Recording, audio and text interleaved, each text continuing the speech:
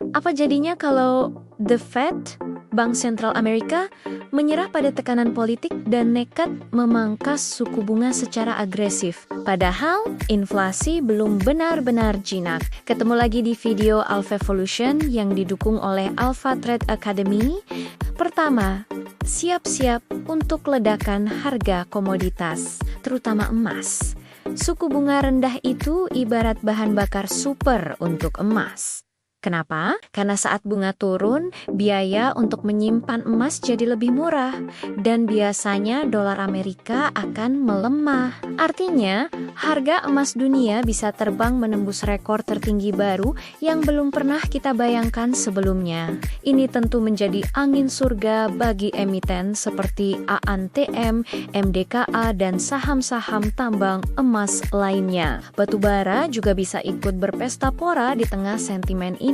Kedua, akan terjadi rally besar-besaran di pasar saham negara berkembang, termasuk Indonesia. Investor global itu cerdas, mereka akan mencari imbal hasil yang lebih tinggi. Dana mereka akan pindah dari obligasi Amerika yang bunganya mini ke pasar saham seperti IHSG yang menawarkan potensi keuntungan lebih besar. Bayangkan, aliran dana asing akan masuk secara masif ke bursa kita. Saham-saham berkapitalisasi besar dan saham yang masuk radar indeks global. Seperti MSCI bisa mendapatkan dorongan likuiditas yang luar biasa. Ketiga, di balik semua euforia itu, ada risiko besar yang mengintai.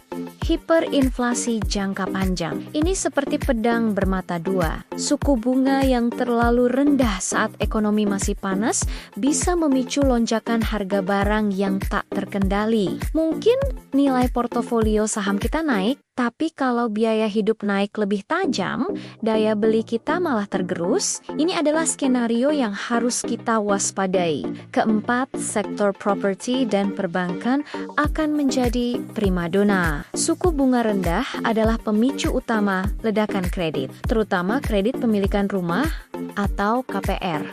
Dan juga ekspansi usaha. Setelah sekian lama tertekan oleh bunga tinggi, emiten-emiten properti bisa kembali bergairah. Bank-bank juga akan diuntungkan dari peningkatan penyaluran kredit. Jadi, keputusan The Fed ini bukan sekadar angka di layar. Ini adalah penentu arah market, penentu nasib portofolio kita, dan bahkan berpengaruh pada biaya makan kita sehari-hari. Kita harus terus memantau setiap gerak-gerik mereka, karena setiap keputusan yang mereka ambil akan menciptakan gelombang besar yang sampai ke kantong kita.